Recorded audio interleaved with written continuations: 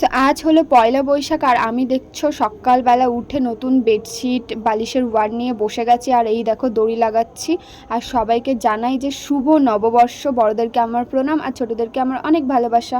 চলো এবার বিছানাটা চটজলদি গুছিয়ে নিই। আর এই দেখো এখানে আমার বরকে কলা, দই, চিড়ে, নারকেল, মুড়ি, খই সব কিছু খেতে দেওয়া হয়েছে আর ও এখন দিয়ে দিল বোনকে এগুলো মাখতে।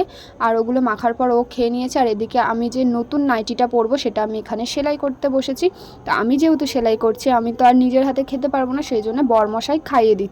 আর ছোটবেলা থেকে না একটা জিনিস শুনেছি যে পয়লা বৈশাখের দিন নাকি যে যেটা করে সেটাই নাকি সারা বছর করতে থাকে। জানি না এটা গুজব কিনা, প্রত্যেকটা দিন তো আর একই রকম চলে না। তো আমিও একটু বললাম যে তুমি আজকে আমাকে খাইয়ে দাও, তাহলে তুমি হচ্ছে কি বছরে প্রত্যেকটা দিন আমাকে খাইয়ে দেবে। তো যাই হোক খেয়ে দিয়ে নিয়েছি। এখানে বিছানাটাও আমি পুরোপুরিভাবে গুছিয়ে নিয়েছি আর স্নান করেও চলে এসেছি। আর এই যে এই নাইটিটাই আমি সেলাই করছিলাম আর এটা আমার পয়লা বৈশাখের নতুন নাইটি আর এটা আমাকে দিয়েছে আমার মাসি শাশুড়ি। তো চলো এবার একটু স্কিন কেয়ার করে নেওয়া যাক, যেহেতু আজকে সবাই কিন্তু ঘরে প্রচুর বিজি আছে। আর আমি সবার আগে এসে এখানে সিঁদুরটা পরে নিয়েছি আর তারপর আমি এখানে ভাবছিলাম যে কি করব। তারপর যেটা গোল্ডেন পিলক মাস্ক আছে গুড ভাইবসের, তো সেটা আমি এখানে ভালোভাবে ইউজ করে নিচ্ছি, কারণ অনেক দিন না এটাকে ইউজ করা হয় না। আর আমার না এই পিলক মাস্কটা খুবই ভালো লাগে। তোমরা কে কে ইউজ করেছো অবশ্যই জানিও। তো চলো এটা ততক্ষণ শোকাক আর কে কী করছে একটু দেখে আসি। এখানে দেখো দিদা পুজো দিচ্ছে। দিদা কিন্তু আজকে পুজোর জায়গাটা খুব সুন্দর করে সাজিয়ে নিয়েছে আর গোপুকেও কিন্তু নতুন ড্রেস পরিয়ে দিয়েছে। ওই দেখো গ্রিন গ্রিন হয়ে রয়েছে আর এদিকে আসার পর আমার এটাও শুকিয়ে গেছে। তো চলো এবার এটাকে ভালো করে পিল করে নিয়ে এবার এটাকে তুলে নেওয়ার পর দেখো আমি মুখটা জল দিয়েও ভালোভাবে ধুয়ে এসেছি আর তারপর টোনার লাগাতে ভুলে গেছি।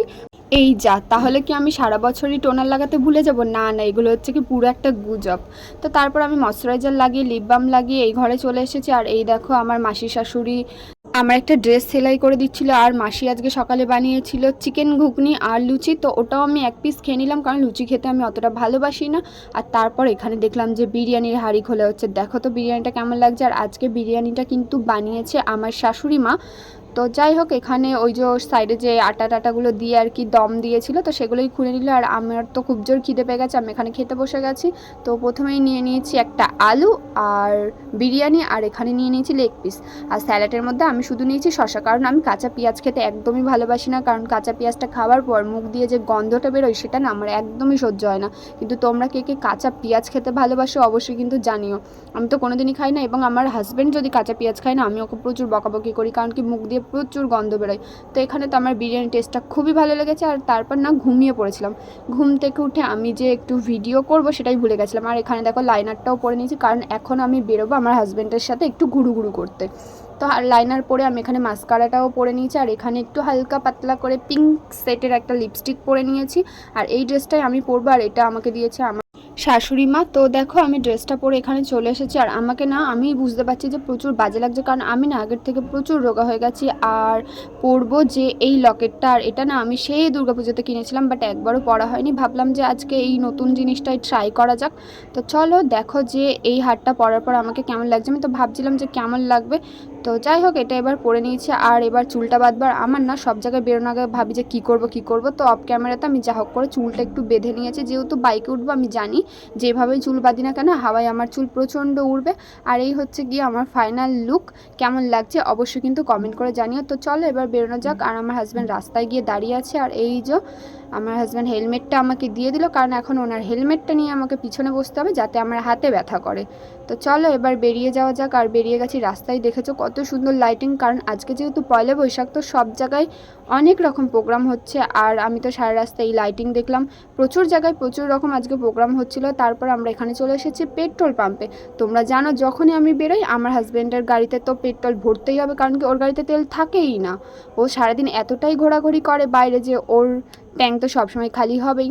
তো তারপর আমরা একটা জায়গায় চলে এসেছি, রাস্তার সাইডে যে চায়ের দোকানগুলো থাকে ওখানে। ও নিয়ে নিল 1 কাপ চা আর আমি এখানে নিয়ে নিলাম একটা থামস আপ। খালি পেটে ভাবছিলাম খাবো কি না খাবো, এই করতে করতে নিয়েই নিলাম। তারপর এখানে বসে আছি, হাজব্যান্ড এখানে চাটা খেয়ে নিয়েছে, খাওয়ার পরে একটু ফোন নিয়ে ঘাটাঘাটি করছিল। আর দেখো মশা মারছে, সত্যি বলতে ওখানে বসে থাকতে থাকতে না প্রচুর ডিস্টার্ব করছিল, মশাগুলো প্রচুর মশা ছিল। তারপরে আমরা ওখান থেকে উঠে গেলাম, তারপর এখানে একটা রেস্টুরেন্টে চলে এলাম। আমি তো প্রথমে ঢুকছিলামই না, কারণ একবার ঢুকে না বেরিয়ে এসেছি, প্রচুর ভিড় ছিল আজকে, প্রত্যেকটা রেস্টুরেন্টে প্রচুর ভিড়, যেহেতু পয়লা বৈশাখ সবাই আজকে বাইরে বেরিয়েছে। তো আমার হাজব্যান্ড আমাকে ডেকে নিল, আর ভিতরে গিয়ে দেখলাম যাই হোক সিট খালি হয়েছে, আর এখন দেখো প্রচুর খালি হয়ে গেছে। যখন প্রথমবার গিয়েছিলাম পুরো ভিড় ছিল, আর এখন তো প্রচুর খালি হয়ে গেছে। তারপর আমরা গিয়ে বসে পড়লাম, আর মেনু কার্ডটা এখানে চটজলদি একটু দেখে নিলাম। আমার তো খেতে একদমই ইচ্ছা করছিল না, কারণ এখন না বেশি রাত হয়নি, এই 11:30 বাজে, হয়তো 11:40, এর থেকে বেশি হবে না। আগের দিন রাত করে বেরিয়ে যেহেতু কোনো রেস্টুরেন্ট খোলা পাইনি, সেই জন্য আমার হাজব্যান্ড বললো যে আজকে তুমি তাড়াতাড়ি খেয়ে নাও। তো এখানে আমরা চিলি চিকেন আর ফ্রাইড রাইস অর্ডার দিয়ে দিয়েছিলাম, আর চিলি চিকেনটা এত ঝাল হয়েছিল ধারণার বাইরে, আমি তো খেতেই পারিনি। মানে খুব কষ্টসৃষ্ট করে আমি 1 পিসই চিলি চিকেন খেয়েছিলাম, আর খেতেই পারিনি। আর চলো এখানে খাওয়া দাওয়া কমপ্লিট, আর আমার প্লেটটার অবস্থা দেখো, আমি সত্যিই কিছু খেতে পারিনি। আমার হাজব্যান্ড তো তাও জোর করে খেয়েছে। তারপর ওখান থেকে আমরা সোজা বেরিয়ে এলাম বাড়ি যাওয়ার উদ্দেশ্যে।